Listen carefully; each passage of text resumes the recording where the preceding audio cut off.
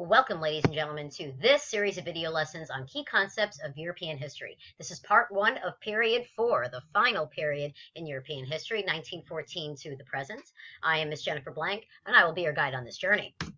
All right, so let's talk about some key ideas that we're going to discuss. So in this video lesson, we're going to focus on the first one, okay? Total war, political instability. If you add those two together, what you get is a polarized social order, the Cold War, and attempts at transnational unions. An example of that would be, say, the European Union, for example. So we're going to talk about that. In other parts, or the last three parts of period 4, we're going to talk about the other 4 key concepts. So hold on to your hats, and here we go. All right, so key concept 4.1, total war and political instability in the first half of the 20th century, so that's roughly 1900 to 1950. That gave way to a polarized state order, which was in place during the Cold War, and this eventually led to efforts at transnational union. Okay, so let's talk about this.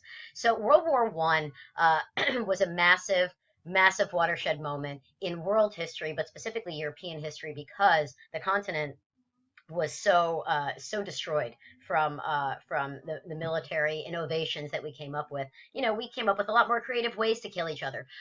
So this was caused by a complex interaction of long-term and short-term factors. This resulted in immense losses and disruption for both the victors and the vanquished. Okay, so when I talk about the unit of World War, the unit of World War I, we'll go into much greater detail about the causes. But there were a lot of diplomatic crises that sort of came to a head with a bunch of different secret treaties, among other isms, which you see in the first bullet here. A variety of factors. We have nationalism, military plans, the alliance system, and imperial competition. This turned regional disputes into massive worldwide total war, right? New technologies also confounded traditional military strategies, and this led to massive troop losses. So we had the innovation of chemical weapons via like mustard gas, you mentioned the tank, the machine gun. All of these weapons made it much faster, much easier to just destroy each other, and this resulted in much more significant and much worse casualties.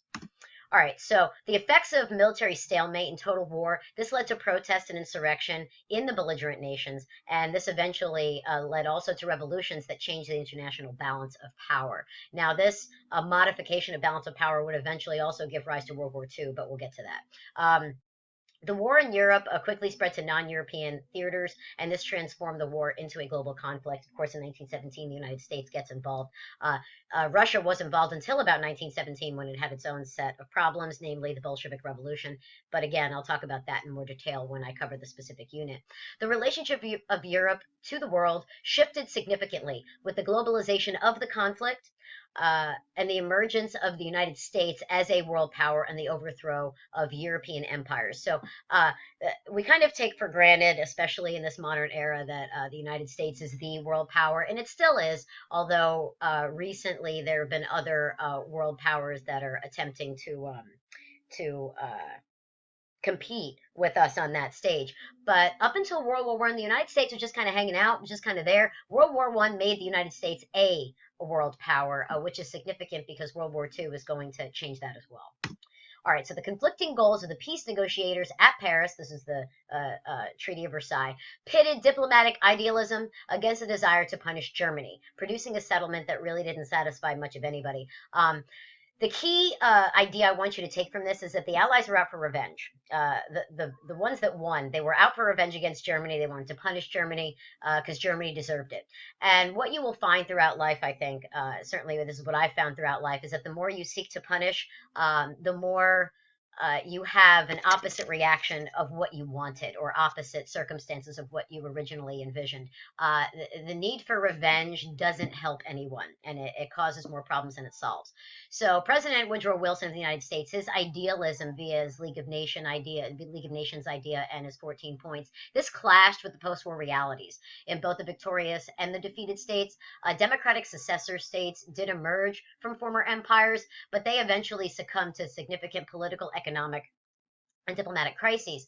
people in the United States kind of take for granted that we have this Republican system of government with as a representative democracy, and sometimes we erroneously believe we can just export this, and if we just put democracy somewhere, put Republican government somewhere, it's just going to work, because why not? It worked here, right? Well, the series of circumstances that led to those systems of government working here in the United States specifically, those conditions were not present in these other countries. And at this point in post-World War I era, you see the problems with simply exporting a system of government when the conditions for it to be cultivated just aren't present.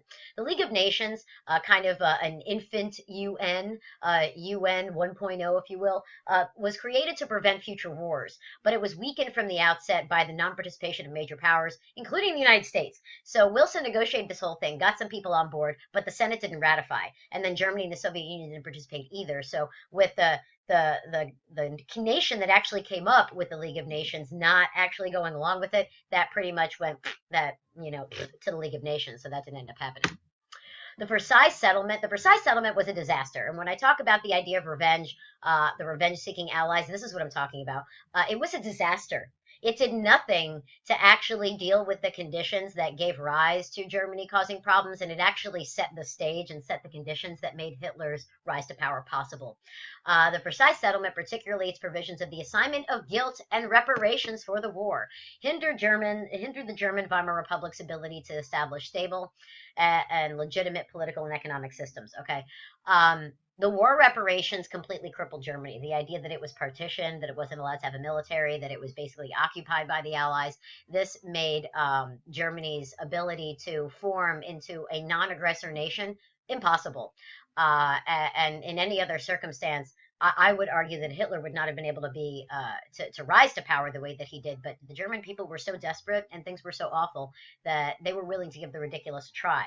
And we got World War II out of it. So that's a life lesson for you, not just a lesson in history and diplomacy, but just a life lesson generally. When you seek revenge, you're not going to get out of it what you think you're going to. It feels good initially because it feels good to punish those who deserve it, but at the end of the day, it's really not going to solve the problem, and it's going to create more and worse problems than what you had previously. So the interwar period, during this era, you have fascism, extreme nationalism, a lot of racist ideologies, and this failure of appeasement that resulted in the catastrophe of World War II, presenting a grave challenge to European civilization, not just European, but worldwide civilization as well. So French and British fears of another war. We have American isolationism, a deep distrust between Western democratic capitalist nations, and the communist Soviet Union. This allowed fascist states to rearm and to expand their territory. It also allowed guys like Joseph Stalin to consolidate their power in authoritarian, totalitarian communist dictatorships. Germany's blitzkrieg warfare in Europe, combined with Japan's attacks in Asia and the Pacific, brought the Axis powers a lot of early victories. And this would create problems later on. American and British industrial, scientific, and technological power, and the all-out military commitment of the Soviet Union contributed critically to the Allied victories. The enemy of my enemy is my friend. Stalin, we were allied with Stalin because we both hated Germany and Japan, and they caused problems. But once the enemy of my enemy is gone, now there's nothing left but my enemy, right? And that gives rise to the Cold War. Fueled by racism and anti-Semitism, German Nazism sought to establish a new racial order in Europe. And this culminated in, if not the most, one of the most devastating genocides in all of world history in the Holocaust.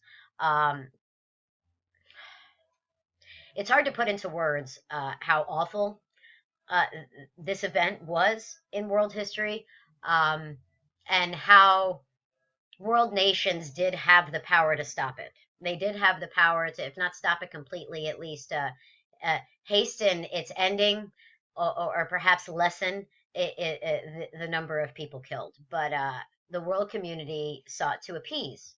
At least in Britain, they did. And the United States didn't want to get involved in anybody else's business because it wasn't our role. And all of this failure of good men to do nothing directly led to one of the worst events in all of world history.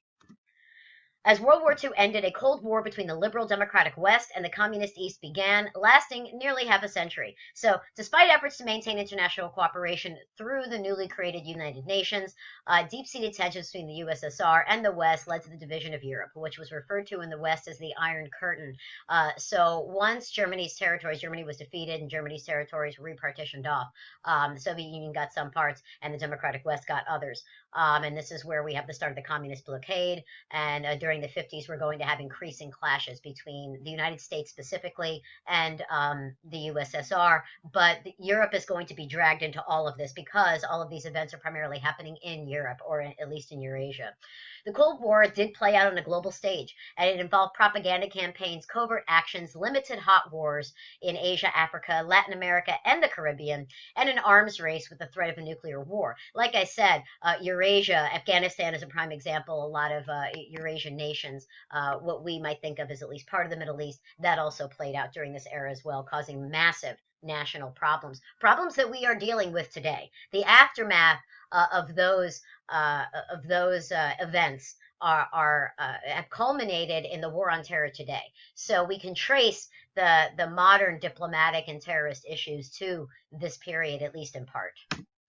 The United States exerted a strong military, political, and economic influence in Western Europe. Basically, the United States rebuilt Europe via the Marshall Plan. We'll get to that in a minute, leading to the creation of world monetary and trade systems and in geopolitical alliances such as the North Atlantic Treaty Organization. That would be NATO. Okay, we're still there. So countries east of the Iron Curtain, okay, that would be within the purview of the Soviet Union, came under military, political, and economic domination of the Soviet Union within the Council for the Mutual Economic Assistance and the Warsaw Pact, COMCON and the Warsaw Pact. Okay, those were basically Soviet negotiated treaties in terms of how it would govern those territories under its control. The collapse of the USSR in 1991 effectively ended the Cold War. One could argue that it really ended in 1989 with the collapse of the Berlin Wall, but it was formally ended in 1991, led to the establishment of capitalist economies throughout Europe, Eastern Europe. Germany was reunited, the Czechs and the Slavics parted, and Yugoslavia dissolved. The European Union was enlarged through admission of former Eastern Bloc countries. Okay, so we have a massive reorganization of diplomatic, political, and economic relations in Europe, and this we are still trying to figure out the extent of the effects of that European Union and the admittance of those countries today. In response to the destructive impact of two world wars, European nations began to set aside nationalism in favor of economic and political integration, forming a series of transnational unions that grew in size and scope over the second half of the 20th century. So there was an economic alliance called European Coal and Steel Community, right? They tried to use that to spur post-war economic recovery. There was the European Economic Community and the European Union. So Europe experienced increasing economic and political integration and efforts to establish a shared European identity. This is starting to fall apart now and causing problems, as we will explore a little bit in class. One of the major continuing challenges to countries in the EU is the balancing the national sovereignty with the responsibilities of membership in an economic and political union. And the European Union is currently experiencing some growing pains right now via Brexit, but there are definitely some problems that Europe is having maintaining this balance. So we have nationalist and separatist movements that crop up along with ethnic conflict and ethnic cleansing. The Holocaust would not be the end of this, nor was it the first, but it wouldn't be the end either, unfortunately. Periodically disrupting the post-World War II peace, a lot in Africa, also in Eurasia, and in some parts of Europe as well, particularly in Stalinist Soviet Union. So the process of decolonization occurred over the course of the century with varying degrees of cooperation, interference, or resistance from European imperialist states. So at the end of World War I, President Woodrow Wilson's principle of national self-determination did raise expectations in the non-European world for this freedom from these colonial powers, and expectations that did lead to a great deal of international instability. The League of Nations distributed the former German and Ottoman possessions to France and Great Britain through this, what they call the mandate system, thereby altering the imperial balance of power and creating a strategic interest in the Middle East and its oil, hence the next set of battlegrounds. Despite indigenous nationalist movements, independence for many African and Asian territories were delayed until the mid and even late 20th century by the imperial powers' resistance to relinquish control, threats of interference from other nations, and unstable and economic political systems, in addition to Cold War strategic alignments. That, ladies and gentlemen, is the end of part one. I hope you learned what you needed to, and I will see you in part two.